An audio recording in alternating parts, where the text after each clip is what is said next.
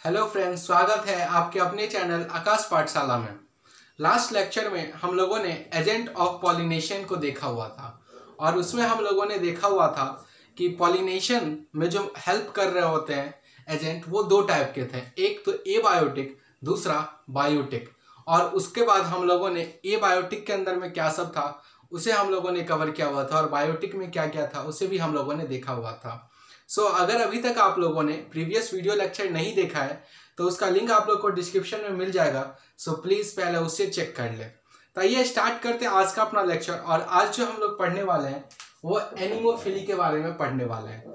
तो last lecture में ही हम लोगों ने बात किया हुआ था एनिमोफिली के बारे में। तो हम लोगों ने जाना था एनिमोफिली क्या हो रहा था, जब पॉलन ग्रेन्स विंड की हेल्प से, ठीक है, विंड की हेल्प से स्टिग्मा तक पहुंच रहा था, उसको हम लोगों ने क्या बोल दिया हुआ था, एनिमोफिली। फिर से एक बार लिख देते हैं, एनिमोफिली मतलब क्या हो जा रहा था, विंड के हेल्प से, ठीक है, विंड के हेल्प से जब पॉलन ग्रेन्स एंथर पे से स्टिग्मा तक पहुंच जा रहा था उसे हम लोग क्या बोल देते हैं, एनिमोफिली। तो ये कुछ ज़्यादा टफ है नहीं, बहुत ईजी है, लेकिन इसमें थ्योरेटिकल पार्ट थोड़ा ज़्यादा है तो इसको याद नहीं करना, हम लोग इसको समझ लेते हैं। और यहाँ पे ऐसे क्वेश्चन बन सकता है, कैसे बनेगा वो हम लोग लास्ट में देखेंगे, डिस्कस करेंगे कि क्वेश्चन इससे कैसा पूछा जा सकता है। तो ये स्टार्ट करते हैं। और इसको आसान बनाने के लिए इसके फीचर्स को हम लोगों ने दो पार्ट में बांट दिया, एक तो मेल के लिए, दूसरा फीमेल के लिए, ताकि आसानी से याद हो सके। तो सबसे पहले हम लोग आते हैं मेल के बारे में पढ़ते हैं। और अगर आपको याद हो, जब हम लोगों ने ये चैप्टर स्टार्ट किया हुआ था तो पहले ही चैप्टर में, और इस चैप्टर का जब एनसीईआरटी पढ़ना स्टार्ट कीजिएगा तो पहले ही लाइन में, पहला दूसरा लाइन में ही ये दिया हुआ है कि जो फ्लावर्स होते हैं वो काफ़ी ज़्यादा कलरफुल होते हैं, ठीक है, उनके ऊपर सेंट रहता है, मतलब परफ्यूम रह रहा है, ठीक है, उसके ऊपर नेक्टर रहता है। जब हम लोगों ने इस चीज़ को पढ़ा हुआ था तो हम लोगों ने इसका रीज़न पढ़ा था, और रीज़न ये था कि जो बायोटिक फैक्टर है, जो बर्ड्स हैं, जो हनी बीज हैं, बटरफ्लाई हैं, उन्हें अट्रैक्ट करने के लिए फ्लावर के ऊपर ये सब दिया रहता है। अब लेकिन एक बात सोचिए, जब ये विंड के थ्रू हो रहा है, जो पॉलिनेशन का प्रोसेस है वो विंड के थ्रू हो रहा है, तब यहाँ पे किसी को अट्रैक्ट करने का तो जरूरत होगा नहीं, क्योंकि जब पॉलिनेशन विंड के साथ हो जा रहा है तो हम फालतू का एनर्जी क्यों वेस्ट करें, फ्लावर के कलर पे क्यों वेस्ट करें, नेक्टर पे नहीं करेंगे, क्योंकि पॉलिनेशन तो ऐसे भी विंड से होना है, इसको तो बायोटिक फैक्टर से कोई लेना देना है नहीं। इसी के कारण से जो इसका फ्लावर्स रहता है, वो मेल हो या फीमेल हो, वो क्या रहता है, कलरफुल नहीं रहता है, कलर उसके ऊपर नहीं पाया जाता है, ठीक है, बहुत सिंपल रहता है। एनसीईआरटी में भी आप लोग फिगर देखें तो बहुत ही सिंपल है, कलर नहीं है, ठीक है। अब खुद बताइए, उसके ऊपर नेक्टर पाया जाएगा, नेक्टर भी नहीं पाया जाएगा, सेंट भी नहीं पाया जाएगा, कुछ नहीं पाया जाएगा। क्यों नहीं पाया जाएगा? अब देखिए, ये आपको अब याद नहीं करना होगा, अब आपको पता चल गया कि जो फ्लावर है, मेनली अगर रीजन पता हो कि फ्लावर कलरफुल क्यों है, वहां पे नेक्टर क्यों पाया जाता है, वो सेंटेड क्यों है, इसका आंसर आपको ऐसे ही पता होगा। क्यों हो रहा था ये सब, कि बायोटिक फैक्टर को अट्रैक्ट करे। लेकिन हम लोग क्या पढ़ रहे हैं, पॉलिनेशन विंड की मदद से हो रहा है। विंड में बायोटिक फैक्टर कहाँ से आया, नहीं इस्तेमाल है। जब बायोटिक फैक्टर का इस्तेमाल नहीं है तब फालतू का तो एनर्जी वेस्ट नहीं करेगा प्लांट। इस कारण से जो एनिमोफिली जो प्लांट कर रहा होता है, उसके अंदर जो फ्लावर रहता है वो बिना कलर, सॉरी, उसका कोई सा कलर नहीं रहता है, ठीक है, प्लस उसके ऊपर नेक्टर नहीं पाया जाता है और उसका सेंट भी कुछ नहीं रहता है। क्यों नहीं रहता है? ताकि किसी को उसको अट्रैक्ट नहीं करना रहता है। इस दो पॉइंट में आपको दिक्कत, हम लोग देख लेते हैं क्या लिखा हुआ है। फ्लावर आर नॉट कलरफुल, ठीक है। दूसरा क्या है, do not produce nectar and perfume.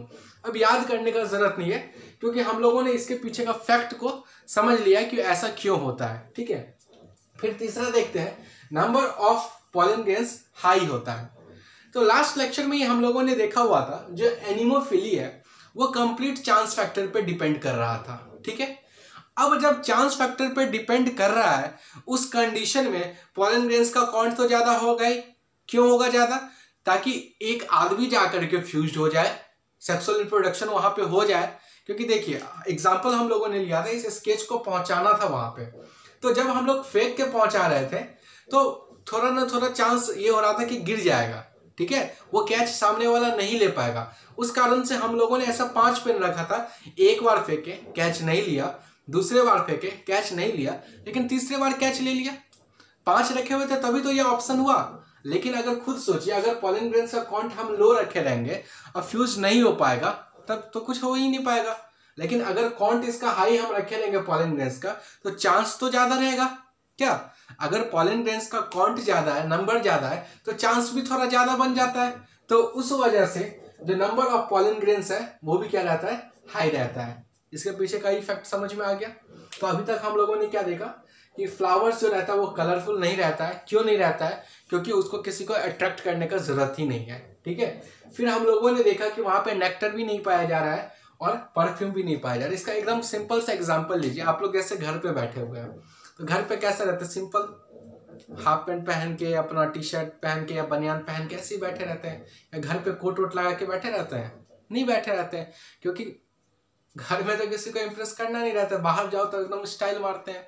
ठीक है। घर में तो बहुत सिंपल ही रहते हैं हम लोग। उसी तरह से जब इसको किसी को अट्रैक्ट ही नहीं करना है एनिमोफिली वाले प्लांट को, तो कलरफुल भी नहीं रहेगा, वो नहीं सजेगा, वो सेंट भी नहीं लगाएगा, मतलब वो सेंटेड भी नहीं रहेगा, उसके ऊपर नेक्टर भी नहीं पाया जाएगा। ठीक है। फिर उसके बाद क्या रहेगा, जो पॉलन ग्रेन्स का काउंट रहेगा वहां पे बहुत ज्यादा रहेगा। क्यों? क्योंकि वहां पे चांस फैक्टर काफी ज्यादा रहता है। तो अगर हम लोग पॉलन ग्रेन का काउंट बढ़ा दें तो चांस भी ज्यादा बढ़ जाता है कि फ्यूजन होगा। ठीक है। उसके बाद आता है स्टेमन should be long and exposed. अब सोचिए, एक सिंपल से एग्जांपल लीजिए। जैसे मान लीजिए हम पॉलन ग्रेन्स हैं, ठीक है, और हम एकदम दुबक करके टेबल के नीचे बैठ गए हैं। ठीक है। हम पॉलन ग्रेन्स हैं और दुबक करके एकदम एंथर के अंदर छुप करके बैठे हुए हैं। और जब हम छुप करके बैठे हुए हैं तब विंड आएगा हमारे पास? नहीं लगेगा। और जब विंड नहीं आएगा तो पॉलन ग्रेन्स नहीं जा पाएगा। उसके लिए हमको क्या करना होगा? अगर हमको विंड के साथ उड़ के जाना, उसके लिए क्या होगा? हमको एकदम खड़ा होना पड़ेगा, एंथर से बाहर निकल करके पूरा एक्सपोज होना चाहिए कि विंड आए थोड़ा भी तो हमको लेकर के चला जाए फीमेल तक। ठीक है। तो इस कारण से जो स्टेमन्स है उसको क्या रहना चाहिए? एक्सपोज रहना चाहिए कंप्लीटली, ताकि थोड़ा भी विंड आए तो वहां से वो पॉलन ग्रेन्स एंथर से लेकर के पहुंचा दे जहां तक उसको पहुंचना है। ठीक है। उसके बाद है pollen grain is light and non sticky. इसको भी समझिए। जैसे मान लीजिए हम पॉलन ग्रेन्स काफी मोटे हैं। अब मोटा आदमी उड़ पाएगा? अगर वजन बहुत ज्यादा है तो उसको हवा को लेके जाने में बहुत दिक्कत होगा। ठीक है। प्लस अगर स्टिकी रहेगा तो लेके जा रहे कहीं चिपका, बस चिपक गया वहीं पे, वो रह गया, उससे आगे वो नहीं बढ़ पाएगा।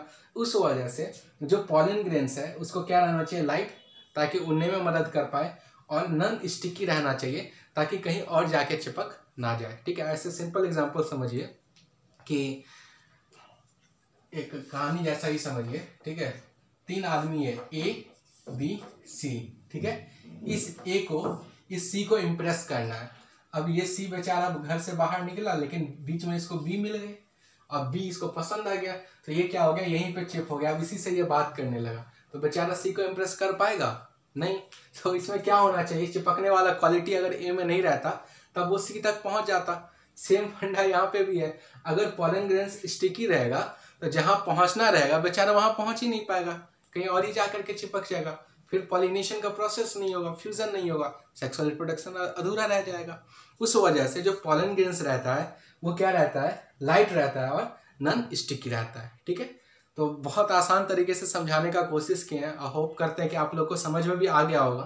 फिर से एक बार क्या करते हैं हम लोग, मेल का देख लेते हैं। सबसे पहले हम लोगों ने मेल के बारे में क्या देखा? जो फ्लावर रहता है वो कलरफुल नहीं रहता है, प्लस नेक्टर नहीं पाया जा रहा है, सेंटेड वो नहीं रहता है। फिर हम लोगों ने देखा जो स्टेमन रहता है वो एक्सपोज्ड रहता है। ठीक है। फिर हम लोगों ने देखा जो नंबर ऑफ पॉलन ग्रेन्स है वो काफ़ी ज़्यादा हाई है, क्योंकि पॉलन ग्रेन्स का काउंट हाई है तो चांस भी ज़्यादा हो जाता है फ्यूजन होने का। फिर देखा जो पॉलन ग्रेन्स है वो लाइट है और नॉन स्टिकी है, हल्का है और वो चिपकेगा नहीं तुरंत में। ठीक है।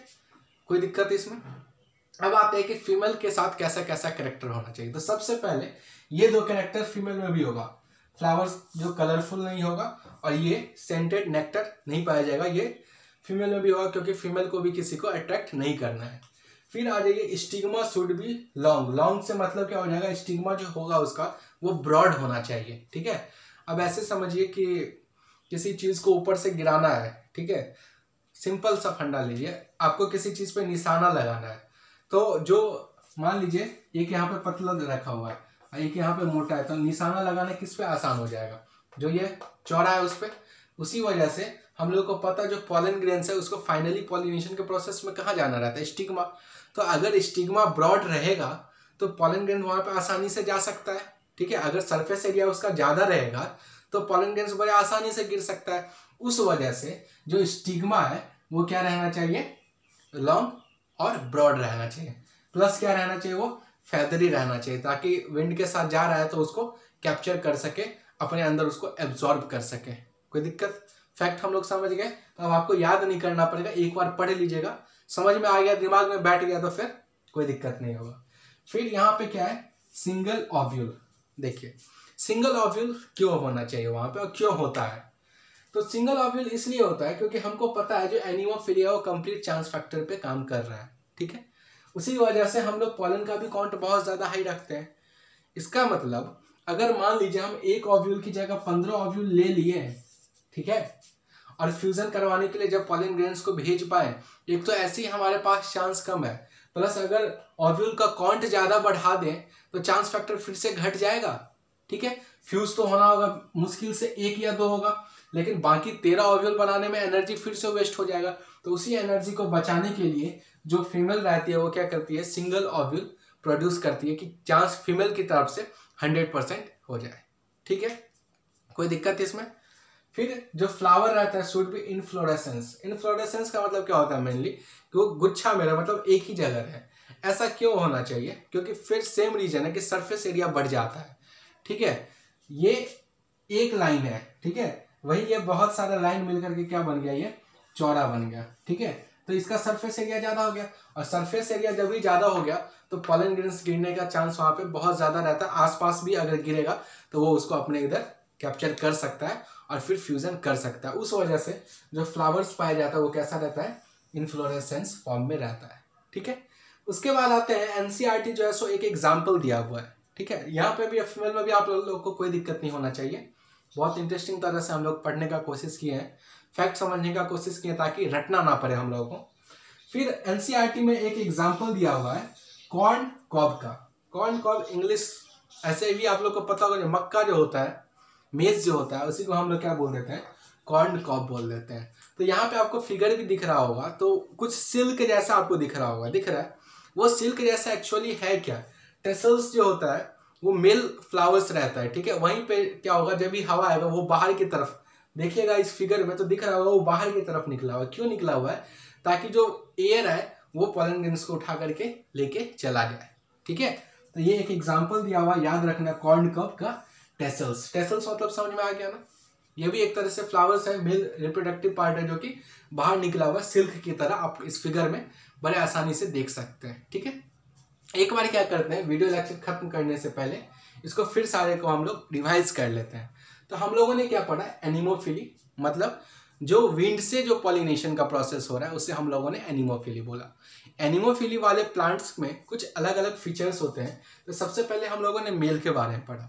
मेल का जो फ्लावर रहता है वो कलरफुल नहीं रहता है, ठीक है, और उस फ्लावर पे ना ही नेक्टर प्रेजेंट रहता है, ना ही वो फ्लावर सेंटेड रहता है, ठीक है। फिर हम लोगों ने देखा कि जो पॉलन ग्रेन्स का काउंट रहता है वो काफ़ी ज़्यादा रहता है, ठीक है। फिर स्टेमन्स जो होता है वो लॉन्ग होगा और एक्सपोज्ड होना चाहिए। हम लोग सारा का फैक्ट देख लिए, अब बस हम लोग रिवीजन कर रहे हैं। फिर जो पॉलन ग्रेन्स है वो कैसा होना चाहिए, लाइट, हल्का और नॉन स्टिकी रहना चाहिए। ये तो हो गया मेल के साथ, ठीक है। और अगर फीमेल की बात कर ली जाए तो फीमेल में क्या होना चाहिए, स्टिग्मा जो होना चाहिए लॉन्ग होना चाहिए, ब्रॉड होना चाहिए और फेदरी होना चाहिए, ठीक है। सिंगल ओव्यूल प्रेजेंट होना चाहिए। फ्लावर जो रहता है इन्फ्लोरेसेंस के फॉर्म में रहना चाहिए। इन्फ्लोरेसेंस नहीं आ रहा है समझ में तो मारिए गोली, गुच्छा के फॉर्म में रहना चाहिए, एक जगह बहुत ज्यादा फ्लावर ग्रुप के फॉर्म में रहना चाहिए, ठीक है। फिर इसका एग्जाम्पल हम लोगों ने देखा कॉर्न कॉब टेसल्स, जिसका फिगर आप लोगों ने देख लिया। आज हम लोगों ने एनिमोफिली देख लिया, कल हम लोग फिर हाइड्रोफिली पढ़ेंगे। ऐसे एक एक करके पढ़ेंगे ताकि छोटा लेक्चर बने और आप लोग को समझने में आसानी हो कि इससे रिलेटेड कोई, अब एक चीज भूल रहे थे कि इससे क्वेश्चन कैसे पूछता है, वो सबसे ज्यादा इंपॉर्टेंट है। इसमें क्या कर देगा, क्वेश्चन डाल देगा, ठीक है। ऊपर क्वेश्चन क्या दे देगा कि एनिमोफिली के लिए मेल में कौन कौन सा फीचर्स सही है। इसमें से कोई सा 3 फीचर डाल देगा, बाकी एक फीचर ऐसा डाल देगा कि पॉलन ग्रेन्स का काउंट बहुत कम है, तो वो क्या हो जाएगा आंसर। मतलब आपको ये अगर याद है, ये आपको समझ में आ गया, तब इससे अगर क्वेश्चन पूछेगा तो वो नहीं छूट सकता है। क्वेश्चन आ सकता है इसमें करेक्ट वन को चूज कीजिए या इनकरेक्ट वन को चूज कीजिए, बस इसी टाइप का इसमें से क्वेश्चन आएगा। सो आई होप आपके लिए ये लेक्चर हेल्पफुल रहा हो, और अगर हेल्पफुल है तो प्लीज़ चैनल सब्सक्राइब करें, वीडियो लाइक करें, इसे अपने फ्रेंड्स के बीच में भी शेयर करें ताकि उन्हें भी हेल्प मिल सके। और जो भी डाउट हो उसे आप कमेंट सेक्शन में पूछें, मैं उसे बताने का कोशिश करूँगा। So thank you.